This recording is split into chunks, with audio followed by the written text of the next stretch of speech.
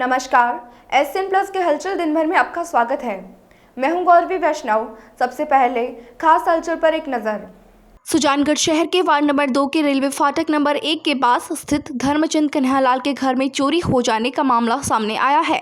जानकारी के अनुसार 24 जुलाई की रात को घर के सभी सदस्य घर में सो रहे थे। 25 जुलाई की अल सुबह करीब 4 बजे एक युवक घर के बाहर बनी दीवार की रेलिंग पर चढ़कर घर के अंदर घुसा और धर्मचंद की जेब में से 6,000 रुपए निकाल लिए।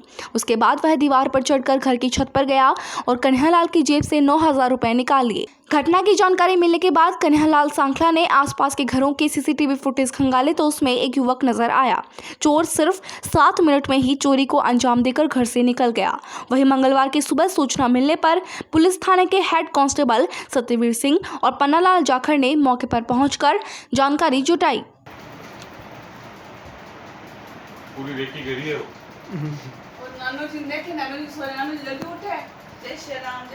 नहीं वो आइडो 4-5 रह घर में।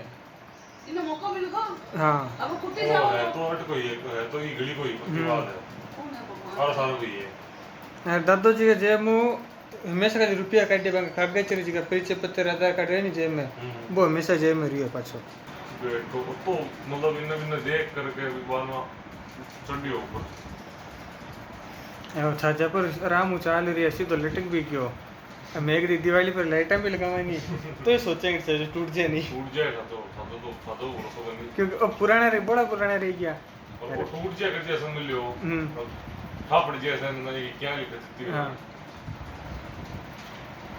उतर गयो अब जाए सीधे बड़ी बना सर हमारा ये स्टेशन बस वार्ड नंबर 2 में घर है।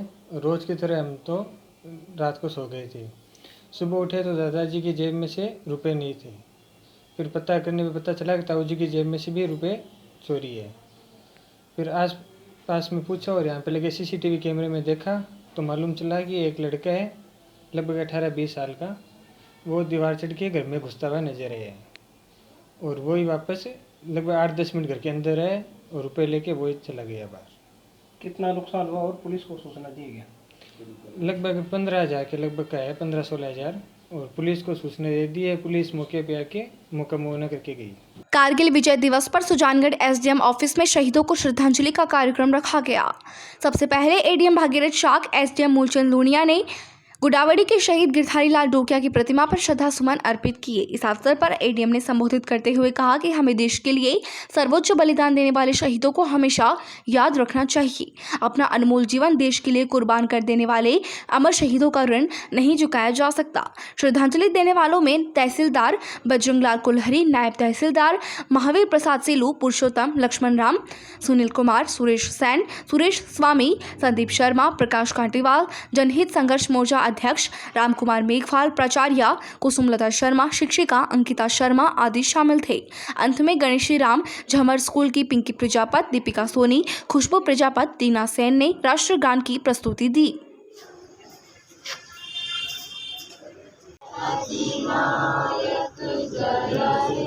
भारत भाग्य विधाता, पंजाब सिंध गुजरात मराठा द्राविड़ उत्कल बंग। शहीदों के अरमानों को मंजिल तक पहुंचाएंगे, शहीदों के अरमानों को मंजिल तक पहुंचाएंगे, शहीदों के अरमानों को मंजिल तक पहुंचाएंगे। देश की रक्षा के लिए जिन्होंने अपने प्राणों की आहुति दी, उन सभी शहीदों को हमारा नमन, विनम्र श्रद्धांजलि। क्योंकि अपन को पता है कि 26 जुलाई को कारगिल पे विजय हासिल की थी हिंदुस्तान की सेना ने, और तभी से प्रति वर्ष 26 जुलाई को कारगिल विजय दिवस मनाया जाता है। इस अवसर पे उन सभी शहीदों को हमेशा अपन को उनका एहसानमंद होना चाहिए, हमेशा उनकी स्मृति को जिंदा रखना चाहिए।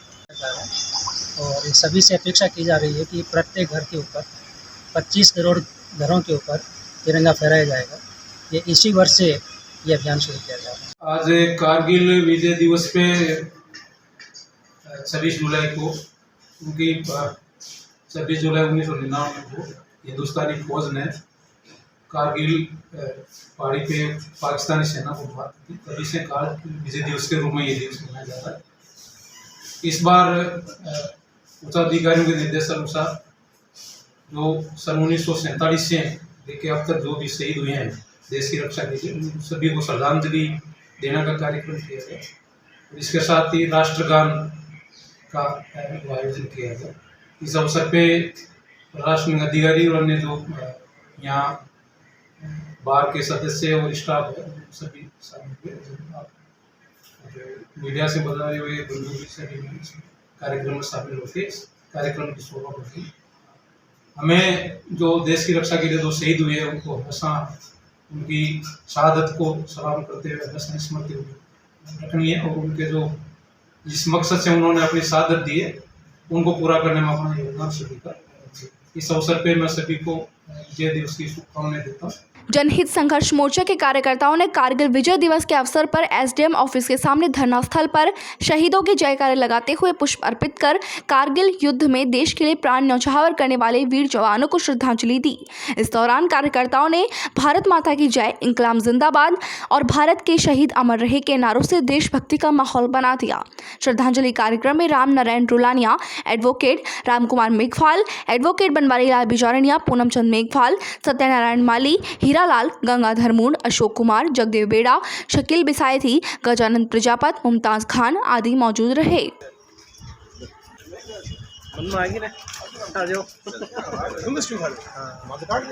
शहीद सैनिक अमर रहे, अमर रहे, अमर रहे। इंकलाब जिंदाबाद, जिंदाबाद, जिंदाबाद। इंकलाब जिंदाबाद, जिंदाबाद, जिंदाबाद। इंकलाब जिंदाबाद, जिंदाबाद, जिंदाबाद। इंकलाब जिंदाबाद, जिंदाबाद, जिंदाबाद। चूरू जिला जेल में पॉक्सो एक्ट के आरोपी 22 वर्षीय बंदी का शव संदिग्ध हालत में उसके बैरिक के टॉयलेट में तौलिए से पानी के पाइप पर लटका मिला। बंदी को भरतिया अस्पताल के आपातकालीन वार्ड लाया गया, जहां चिकित्सकों ने उसे मृत घोषित कर दिया। सरदार शहर के वार्ड संख्या 25 निवासी छगन लाल पुत्र पूनम चंद शर्मा पॉक्सो के मामले में पिछले कई महीनों से जिला जेल में बंद था। छगन लाल को जिला जेल के बैरिक संख्या 6 में रखा गया था। जेल प्रशासन के मुताबिक बंदी छगन लाल का शव बैरिक नंबर 6 के टॉयलेट में तौलिए से फंदा बनाकर पानी की पाइपलाइन से लटका हुआ मिला।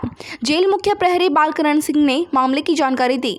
सूचना के बाद कोतवाली थाना पुलिस भी अस्पताल पहुंची, जहां शव को अस्पताल की मोर्ची में रखवाया गया है।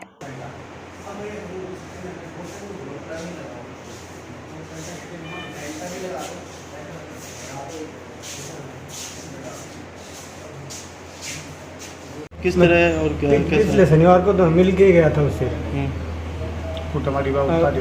उसने कहा था कि मेरे को यहाँ उस जितेंद्र के कोई रिश्तेदारी में लगते हैं या पता नहीं जाटों के लड़के वो मेरे को परेशान करते हैं। मैंने उससे कहा कि 5-10 दिन की बात और जमानत हो जाएगी।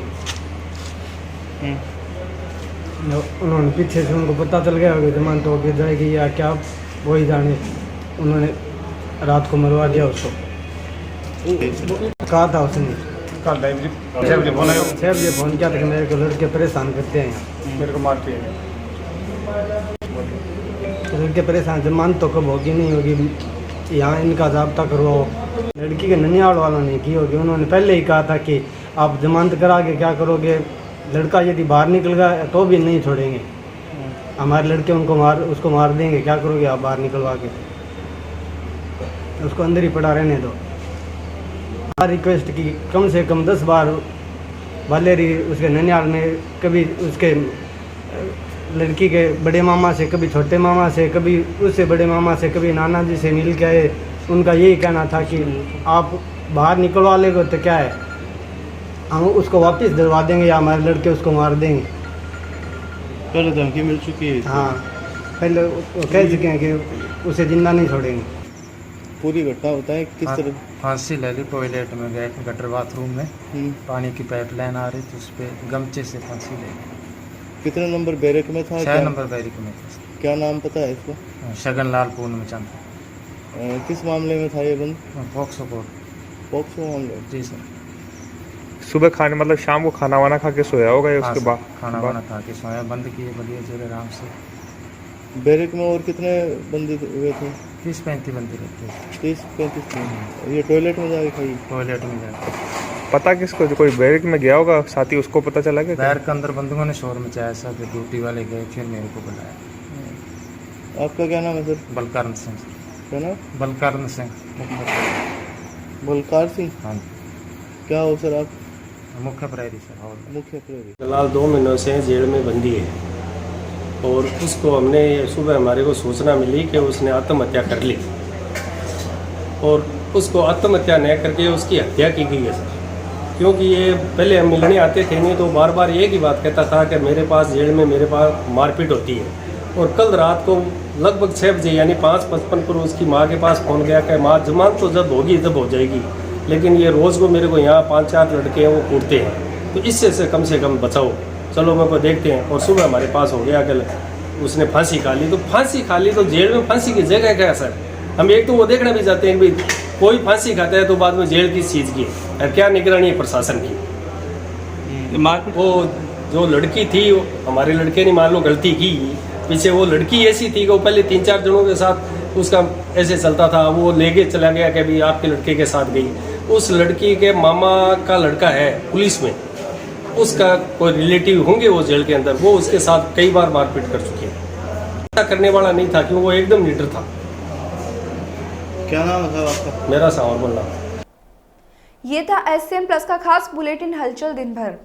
टीवी पर देखने के लिए शेखावाटी केबल नेटवर्क के चैनल संख्या 153 पर जाएं। सोशल मीडिया पर हमसे लगातार जुड़े रहने के लिए हमारे YouTube और Facebook पेज को सब्सक्राइब और लाइक करें। नमस्कार।